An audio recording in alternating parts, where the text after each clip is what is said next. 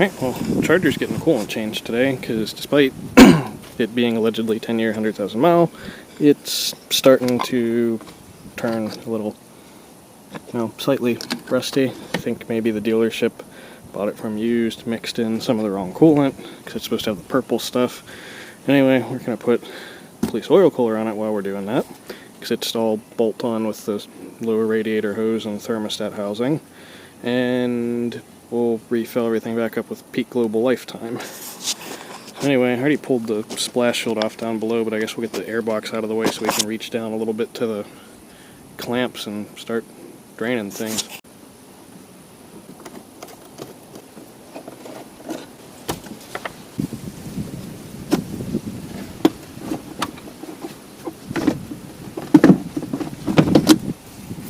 There, yeah, now we can reach down right here to the lower hose, which means we don't have to take off the panel between the front bumper and the core support, hopefully.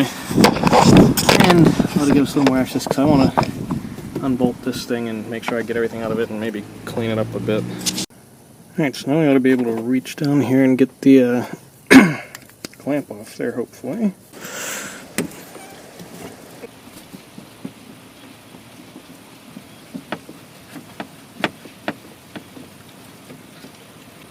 Right, I'm probably going to make a mess with coolant because I didn't take off the splash shield. Yeah, we'll use the radiator drains. It conveniently has a little hose that sticks out through the splash shield. As long as it turn, it's down there. It's hard to reach. Yeah.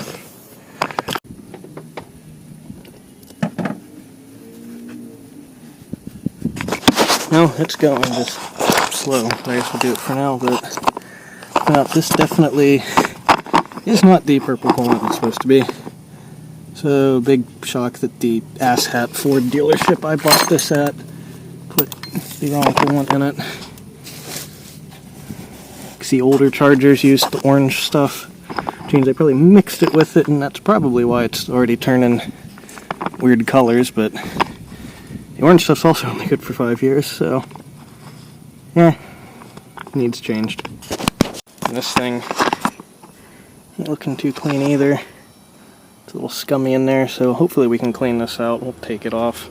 A couple years ago I took this hose off and changed the thermostat because I thought it wasn't letting it warm up all the way, which really didn't make a difference, but this hose was spotless then, and now it's a little grimy. Yeah, see, there's some slime in it, and this thermostat housing is a little dirty, and the coolant definitely is more orange, which I think it seemed a little more purple back then, but I don't know, so maybe some of it's turning colors, but either way, whatever was in here, 5 years was plenty of time.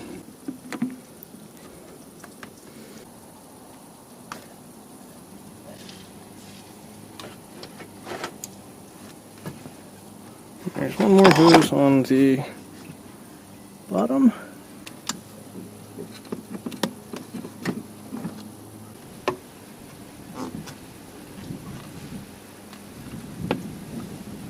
Oh, here's one dirty coolant tank. Yeah, we're definitely gonna have to see if we can clean this. At one point I thought about buying a new one, but figured, it can't be that bad, I'll just clean it. It might be that bad.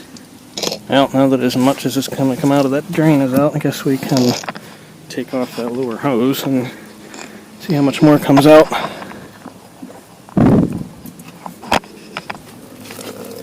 Hey, we're actually catching it.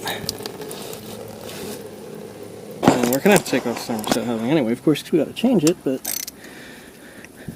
probably get some more coolant out of the block that way.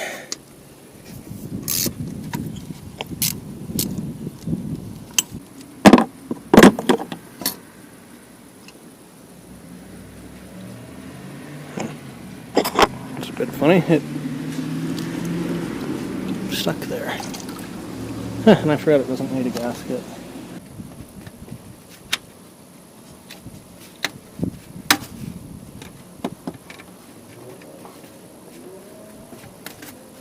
There we go.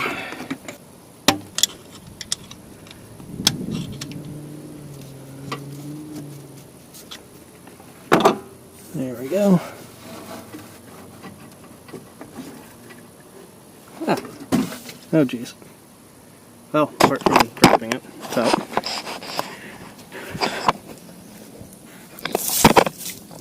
Oh shit. There's still coolant in the hose. Whoops. So there's our old hose and our new hose, and see the only difference there is the extra hose coming off for the oil cooler.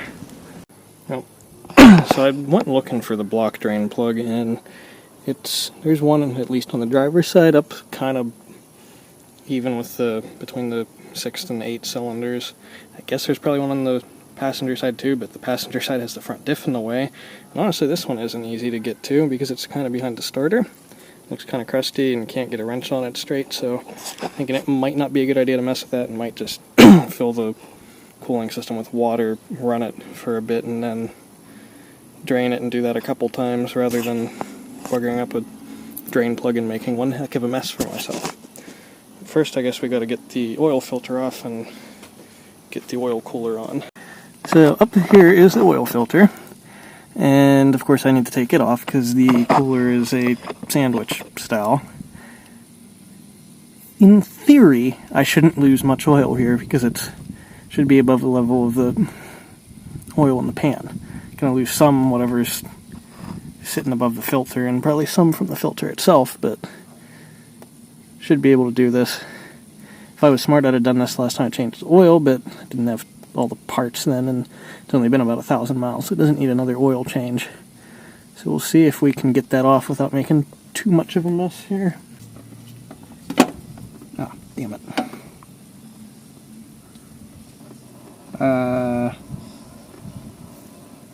Maybe mistakes were made. Maybe the filter stay put, and maybe that's all that wants to drain out of there. Okay, so here's what we got up here. We've got on the block the little adapter thing in there that the threads are on. We need to remove, I think with the big 12mm hex gain. Hopefully it's the 12 like the cooler uses, because well, basically I hope I have the right one. The good news is it is in fact the 12mm hex key. So we can get that on there. There we go.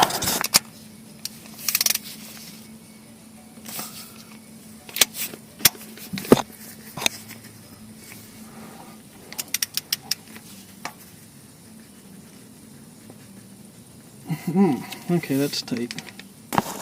So it turns out there's an absolute assload of thread sealer on this thing, and it's kind of a pain coming out, but it is coming out. Keeps feeling like it's trying to bind up a little bit, so been going back and forth, loosening it some, tightening it some, just working it back and forth, and gradually it's coming out easier. Because, you know, I said hopefully it's just thread sealer, but being really careful because that's part of the block. That'd be bad if it got messed up. So just keep going at that until it comes off. Well, there you go. No more adapter plug there because it came out. Yeah, there you go. It definitely had a good bit of sealer on there and didn't want to come out, but it's all out now. So I guess we'll clean it up there and get the cooler in there and get that sandwiched between there. So I guess we'll get some thread locker or something to put on there so that it'll go in. Alright, well, we got the cooler, and we got the new adapter thingy that goes in the block, and it's got Loctite on it. Probably set that up there first. And we cleaned off everything on the block. So let's see. Let me see if we could get this started.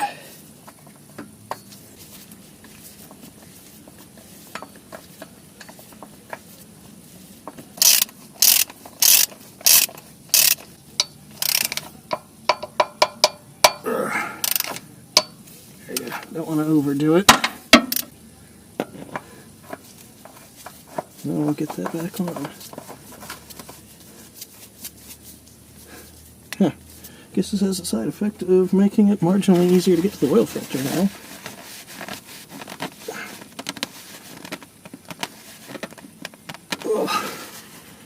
Okay. Okay, so now we're just working on getting the hoses in place. Set the lower hose in place and just slipped it over the nipples on the radiator, and the water pump haven't released those clamps yet. Just want to make sure it's all good first. And down here, I had to go find another clamp for this side because the Gates hose did not come with the clamps like the Mopar one did. But I had a hell of a time even trying to find this hose, so oh well. Well, they're both on there now, and the one from the Mopar hose that comes from the lower one, it has this funky little thing on there holding the clamps right apart. It's actually kind of useful. I've never seen one come with anything like that before. If it would come off, that would be nice though. I don't know if we can just squeeze it and get it to fall off. There we go.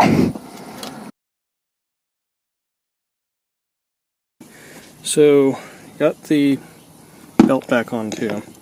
But we don't want to put the thermostat in yet because we want to be able to get coolant the whole way through right away so we can flush out any of the remaining nasty stuff. So for the moment, we'll let the thermostat out. And I'm going to take off the bolt I had holding that on there. Just in place. We're going to slip the gasket in, which I guess it turns out it will be useful. For this, since this doesn't seal without thermostat, I'm not going to worry about any sealant or anything on it.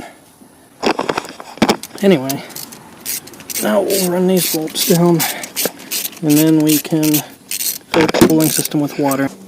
Alright, well, got all the cooling system back together. Like I said, the hoses are just on by hand. They're not actually connected right now because we just want to fill it with water, run it for a couple seconds, then drain it and do that a couple times just to get all the old shit.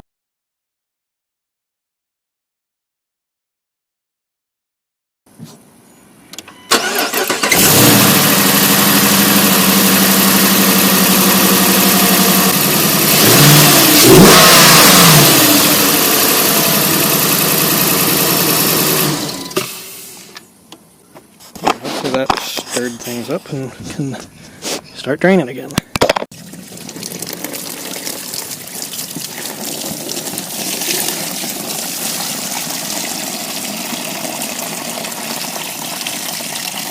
So really kind of. Don't worry about the oil, that's from the filter draining into it somewhere. But yeah, this is why we gotta do this a couple times. So we'll do this a few more times. We'll throw some water in there, run it for a few seconds, drain it, and do this until we get clean stuff.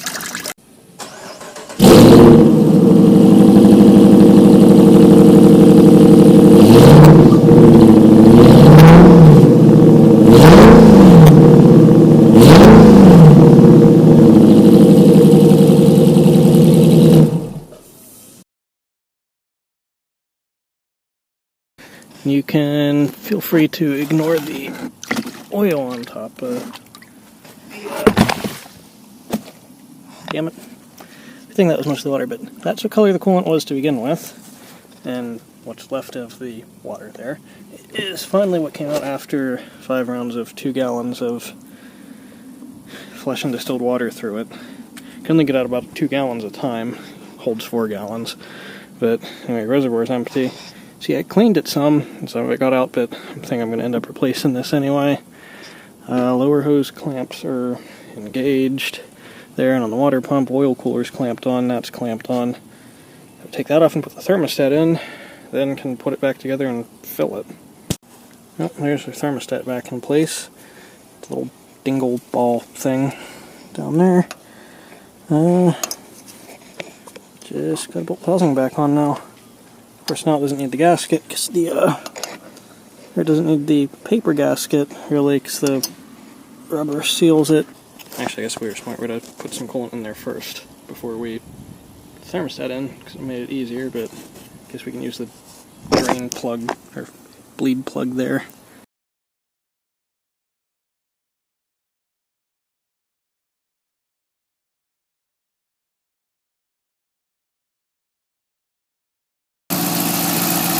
Alright, well, we got the car filled up with coolant. We used Peak Global Lifetime because that meets the Mopar purple spec, and that's what I used in the 928, so I can have one coolant. Yeah, it's, I guess, I'll have to let it warm up, so I'm probably going to go pull it into the driveway because it's on a steep angle, so it'll make the high point be the front of the motor, or hopefully it can bleed out enough to open that screw again, but I think we'll go ahead and do that. Just want to show you, so here's the spec for the purple coolant is MS12106, and it's on there, so that stuff's good. Alright, so we were able to get about 1.5 gallons of the coolant in, and then another half a gallon of distilled water on top of what was already in there. So we did put in about 3.5 gallons on top of what was already coming out, which before I think I was getting around 2 gallons out, which meant there was probably about 2 gallons in the block. But since I got a little more in, it should be, well, I guess we were getting out a little more than I thought, but it's probably a little weaker than 50-50 right now. But like I said, I do want to replace this tank before long, so I guess whenever I do that I'll strengthen it up a bit more, but it doesn't get that cold here. I think, what does this stuff say? At 60-40 it's down to, oh sorry, that's the other way around. At 50-50 it's minus 34, so going off that, you know, extrapolating some the other way, it's probably good to like minus 20 or minus 15, which it never gets in South Carolina, so I think I'll be good until I strengthen that up some. Then we'll loosen up the bleed screw again, make sure I get as much air out as we can. Yep, that's hot, but it's coolant, not air. Yeah, like I was saying, did put about another quart of oil in, so it's good on oil too. Unfortunately, we didn't lose much. I guess let's start it up for a while.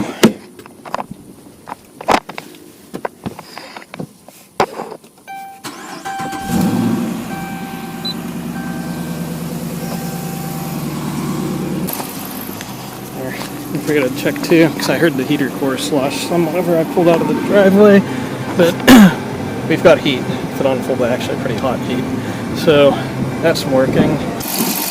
Alright, and I guess, I'm not sure exactly how it's all plumbed, but see, our coolant temp is now up to 189. I think thermostat's 205. Anyway, we're starting to see coolant bubble up into the tank, and it's starting to rise, so we are going to put that cap on. Yeah, just as it gets up to it. All that good timing. Is this still warm? Feels a little warm. And there's one of those little dingle flappy things that lets a little bit of water through the thermostat. 192. Well, the upper hose is definitely getting hot now.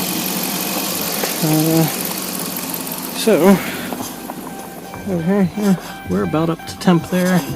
So it's at 203 there, operating temp's 205, I guess thermostat's 205, and the oil's, like I said, still about 30 degrees below.